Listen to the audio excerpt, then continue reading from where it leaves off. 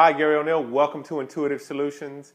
And today I want to talk about building business muscle and building business performance.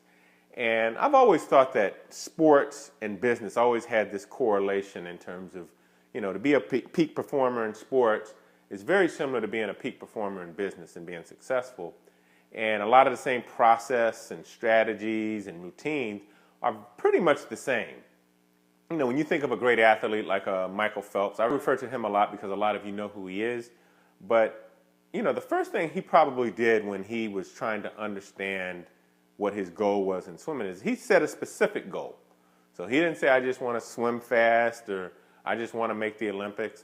I'm sure he had several specific goals. One may have been, I want to set the world record in these different events, or I want to win gold medals in the Olympics. So he had a very specific goal, and that correlates even to business where you have to have specific goals. And oftentimes I think your goals have to be lofty. So another word for lofty just meaning stretch goals, something that maybe is a little bit out of your reach that you still have to kind of stretch for to make happen. It's not within your comfort zone. And then the next thing is, once you figure out this goal, then you plan a strategy on how you want to achieve the goal.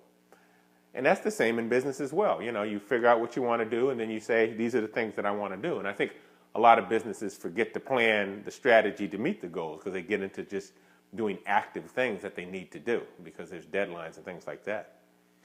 But then after that, you say, okay, well, the next step, and I want to make sure that I'm correlating this back and forth between athletics and business because it's important to see that the peak performers and the people that are successful are just going in the same idea. So you get to a point, right, you have to make sure you measure what's going on. You want to make sure that what you're doing is giving you the right results along the way to meet your goals. And then, I blame myself too a lot of times because I don't do that enough because, you get into doing all these different things and sometimes you forget to say, hey, is this really achieving the results that I need to do, especially in the short term? Because if it's doing it in the short term, that means as you go along, it's just going to keep building and building. And then the next thing is understanding a routine.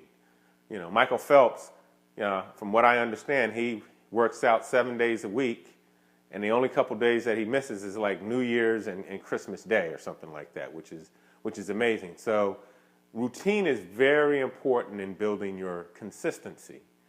And another factor that you have to really understand is variety, because a lot of times business, just like sports, you get into doing something that gets a little boring and then you start to gradually kind of fall off, and you don't want to do that. So variety is just allows you to kind of keep energized, keep engaged, keep enthusiastic about different things you're doing, whether it's in your marketing area or your finance area, whatever it is. Going back to consistency, the idea of consistency to me is a measurement tool, because the more consistent you are with doing a specific task, your results are going to be indicative of that consistency. So make sure that you're measuring that, because I know we all get inundated with all different things as entrepreneurs, and before you know it, what you thought you were doing 80% of the time, now you're doing 20% of the time.